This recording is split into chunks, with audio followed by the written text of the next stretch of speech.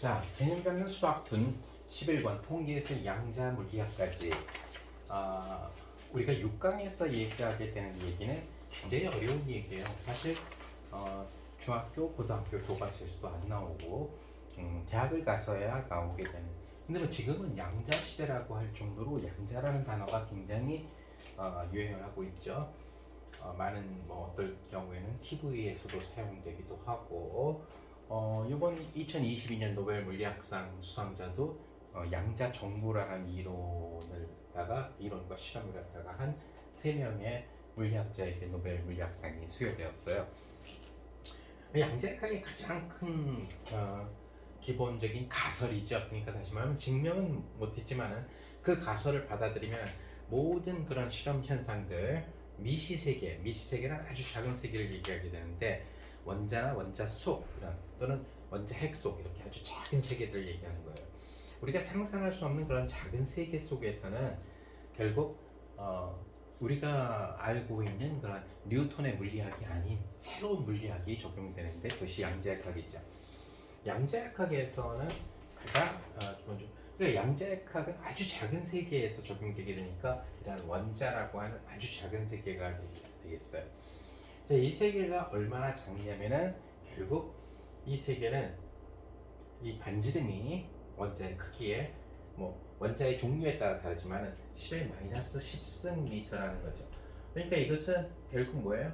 10의 10승분의 1의 미터라는 얘기가 된다는 얘기가 되죠. 10의 10승이라는 얘기는 1하고 동그라미가 셋, 넷, 다, 여, 일곱, 여덟, 아홉, 열, 동그라미가 10개 붙었다는 거죠. 근데 1 이러한 형태가 된다는 얘기. 그러니까 엄청나게 1m를 갖다가 그러니까 100억으로 나눈 그러한 한 토막, 그 정도로 작은 그러한 세계를 우리는 미시세계라고 하는데, 이 미시세계 속에 이런 원자에 여기 원자 핵이 있고 이 전자가 움직임, 이 전자의 움직임을 관찰하는 거, 이것이 바로 양자역학이라는 학문이죠. 그래서 이 너무너무 작은 이 미시세계에서, 원자라는 이 세계에서 전자는 우리가 위치를 정확하게 측정할 수 없고, 그 다음에 속도도 정확하게 측정할 수 없다는 것이 바로 양자역학의 기본이 되는 불확정성 원리라는 거죠. 자, 정확하게 측정할 수 없다는 얘기는 오차가 생겼다는 얘기가 돼요.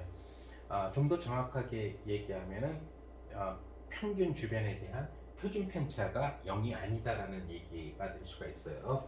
그래서 위치의 오차와 그 다음에 곱하기 속도의 오차, 물론 전자에 대한 이야기예요. 그래서 전자의 여기 지금 전자가 원자 핵 주위를 돌고 있는데, 전자의 위치에 대한 오차와 전자의 속도에 대한 위치의 곱이 0이 아니다. 둘을 곱했는데 0이 아니다라는 얘기는 얘도 0이 아니고 얘도 0이 아니죠. 만약에 둘 중에 하나라도 0이 돼버리면 0이 될 테니까요. 그 얘기는 위치 오차를 0으로 만들 수 없다라는 얘기고, 속도 위치를 0으로 만들 수 없다라는 얘기가 돼요. 그러니까 전자의 위치에 대해서도 항상 우리는 오차를 갖다가 갖고 있어야 되고, 전자의 속도에 대해서도 오차를 갖고 있어야 된다는 거죠. 자, 이것은 이제 물리학자 하이덴베르그가 알아내게 됐는데, 이 결과는 바로 양자상수라고 하는 아주 작은 값을 전자의 질량으로 나눈 값에 값과 같아진다는 얘기가 되겠죠. 그래서 양자상수는 굉장히 작은 값이니까 얘랑 필적할 만큼 질량이 아주 작은 친구인 경우에 이것이 크게 부각돼서 나타나게 되겠죠. 그러니까 사람들이 움직이는 이런 사람처럼 질량이 너무너무 크면 양자상수에 비해서 무시되니까 얘가 거의 0처럼 작용을 하게 되겠죠. 그러면 양자역학적인 느낌이 안 나타나게 된다는 거예요. 그래서 툰에서는 일부러 양자상수가 굉장히 커지는 가상현실의 세계에 있을 수 없는 일이죠.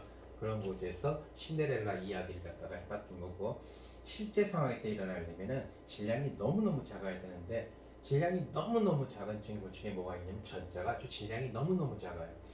전자는 질량이 너무너무 작고 양자상수도 너무 좀 작으니까 이 값은 굉장히 적당한 값으로 나타나서 전자의 위치의 오차와 전자의 속도의 위치 오차를 갖다가 고려를 해야 되는, 생각을 해줘야 되는 그런 상황이 되는데, 그래서 전자를 다룰 때에는 기존의 물리학이 아닌 이러한 원리를 따르는 이것을 불확정성 원리라고 하는데 이 불확정성 원리를 따르는 그러한 물리학을 해야 돼요.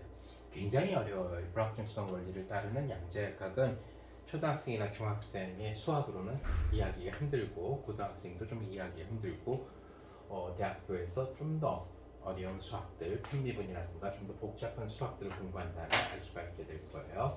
일단 책을 통해서 재미있게 신데렐라를 통해서 양자의 느낌이 뭔가를 갖다가 가상현실의 세계에서 느낄 수만 있으면 초등학생, 중학생들한테는 성공이라고 생각을 해요. 자, 이상으로 마치고 다음 시간에 우리가 12권에서 만나도록 하죠. 안녕히 계세요.